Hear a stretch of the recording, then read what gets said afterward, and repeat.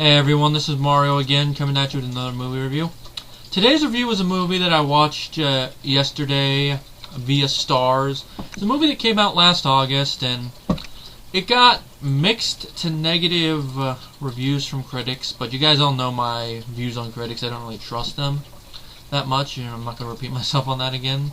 It's a movie that, from the trailers, I thought it would look like it'd be an okay time waster. Because of that, I didn't go see it. But now I have to say, after watching the movie, I do kind of wish I at least went and saw it when it was in the cheap theater by me, because it was actually a fun movie. And of course, the comedy film I'm talking about is 30 Minutes or Less. It stars Jesse Eisenberg, Danny McBride, Aziz, excuse me if I mispronounce his name, Aziz Ansari, and Nick Swardson. And of course, there's also an actor in here I did not know was going to be in the movie, Fred Ward. That's right. That's right. Fred Ward of Tremors fame is in this movie. The moment I saw him, I'm like, oh my god, it's Fred Ward. But I have to say, the character he plays, when I get to it, you'll see why it's a good casting. Now, the plot is that we got Nick, played by Jesse, who is a slacking pizza delivery boy. He constantly has trouble completing the 30 minutes or less policy that the pizza place he works at employs. Because they literally say in the commercial, 30 minutes or less, so your pizza is free. And the first delivery we see, the guys live not too far away for him to do it, so they constantly exploit it. Of course, he gets the money anyway. I'm not going to spoil how. And he constantly is getting reprimanded by his boss. His best friend is named Chet. He's played by Aziz, who is the comedian, which Gabbo actually sent me one of his comedy things. It's actually pretty good. You should check it out. And he's a school teacher who is a friend of his. And at the beginning of the movie, they do kind of have a little break in their relationship because of secrets. One of them involving Chet's twin sister, Kate. And another one involving Nick's parents, which I'm not going to spoil what that is, but it causes their friendship to have a little rift. If you ever had an argument with your friend, you probably know what I'm talking about. At the same time, we got two delinquents, Dwayne King and Travis Cord, played by Dan McBride and Nick Swardson.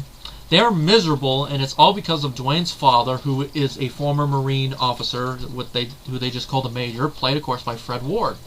Now, Fred Ward's performance, when you see this movie, you can see he's obviously one of the best acting performances in it. And if there's any humor derived from his performance, it's the fact that his character is...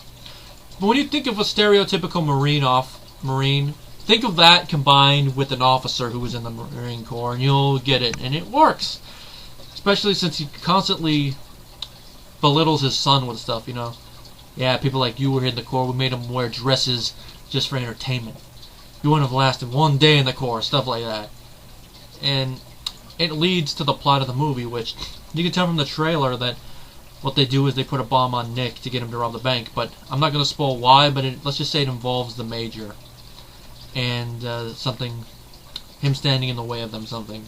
I'm not going to spoil what it is, but it kind of makes sense. And I have to say, when I first saw this in the movie, I'm like, is this leading into the bank? And I was right. And of course, a lot of the stuff we see in the trailer is some of the humor in the movie, but there's funny stuff that's not in it. Like, there's a joke near the end involving the dye packs, which this joke is one of the things that you have to check your mind at the door to get a laugh out of. Because the way that the dye packs work in this movie is not how they work in real life.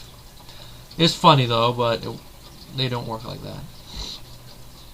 But other than that, I didn't really notice anything that I would be questioning. Maybe like, some of the typical Hollywood stuff, but not stuff that you'd be like, oh, that sucked. And there are a few parts in the movie where there's no jokes, but it's the serious part of the movie where they're just advancing the plot a little bit. But I have to say, it's not really a drag for me. It's not like where you go to a comedy and you're like, where's the humor?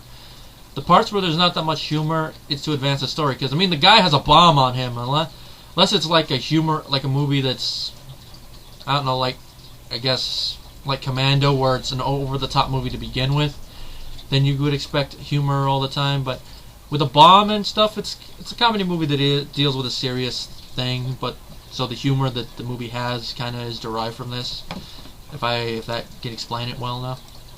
So the non-comedic moments doesn't bug me. Now the acting in the movie, like I said, the only two actors in this movie I really know from other movies that I've actually seen the movies that they've been in are, of course, Fred Ward, Tremors, and I've seen him in a couple other movies. I haven't seen the whole movies, but I know he's been in a lot of stuff. And, of course, Danny McBride, because remember that movie I reviewed last year, Your Highness, and he also had a role in Tropic Thunder! And there was also a couple other movies I know he's in, like I know he was in Despicable Me, and I think he was in Superbad, which I have to give that movie another watch. It's been a while since I've seen it. The other actors, like, I know their names, but I haven't really seen their work. But I have to say, I look forward to watching some of their work. And of course, the movie is directed by Ruben Fleischer, if I pronounce it right, who was the guy who directed Zombieland, which is a movie I have to give a watch one day. Now back to the acting. Like I said, it works. If there's any acting that I would question, maybe it's like the side characters, like the guy who slides a gun like that. That's kind of over the top, but it works. But nothing really award-winning. Yeah, of course, nothing is award-winning. Yeah, if it's award-winning, then something's wrong. But award-winning. Nothing award-winning in this movie from the acting standpoint, but it's not so bad you're like, I don't believe it. It's acting that you buy, but nothing that you would praise to the point that you want to give it an Oscar or any other award. The closest that probably comes to that would probably have to say Fred Ward, because he's the most serious character in the movie. But the chemistry between the characters of Nick and Chet, you really believe that they are best friends, and so when they do make up later in the movie, you buy it. And the relationship between Nick and Kate, I will say I do kind of buy as well. Just from the moment I first saw them, I'm like, yeah, I buy this. The friendship between Dwayne and Travis, you also buy, so them going with the plot, you buy. And you also really buy that that they've been through years of this and that they're pissed off and they're not going to take it anymore, so the plot of the movie you buy. And then, of course, the humor going from the situation that puts him in near the end of the movie, you buy. Now, of course, if there's anything that this movie does not really have like it sort of has a happy ending, but it kind of ends with a humor thing, which I'm not going to spoil, but let's just say it's related to a die pack. And from what I've read, there was a deleted alternate ending that ends more on a high note, where the main characters actually do get to do what they were going to do, or they don't do the die pack thing at least. And then, of course, it reveals something else involving Dwayne that kind of leads into the after credit scene involving a tanning salon, or should I say tanning salon. It would have been nice if that had been in, but I guess they cut it for timing reasons. And of course, like I said before, this movie got mixed to negative reviews. Like right now it has a 44% on Rotten Tomatoes, which from critics I could expect that, but I could see probably why critics would give this a negative thing, because most critics nowadays, like I've said it before, they always seem to give the pass to movies that might be pretentious and, of course, are highbrow.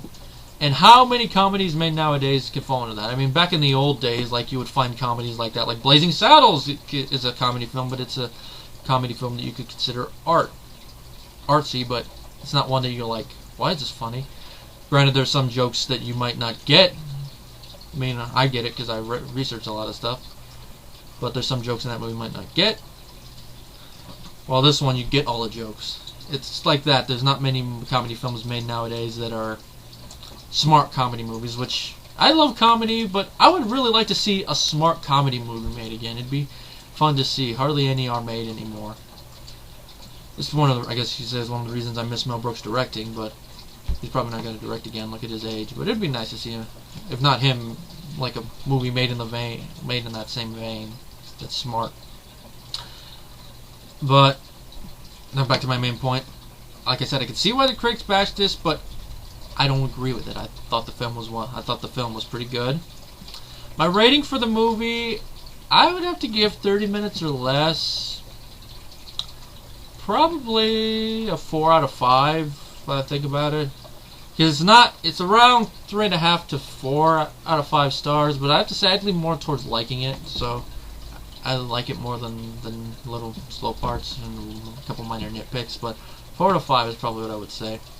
And the movie made about $40 million on a $28 million budget, so it barely made any money, so I really do hope it makes more money on DVD and stuff if it hasn't already. And if you guys have heard of the movie and would be curious to watch it, I'd say give it a watch. If you like it, yeah. If you don't like it, that's cool. It's a movie it's like one of those movies you're either going to like it or you're going to hate it. That's all I got to say.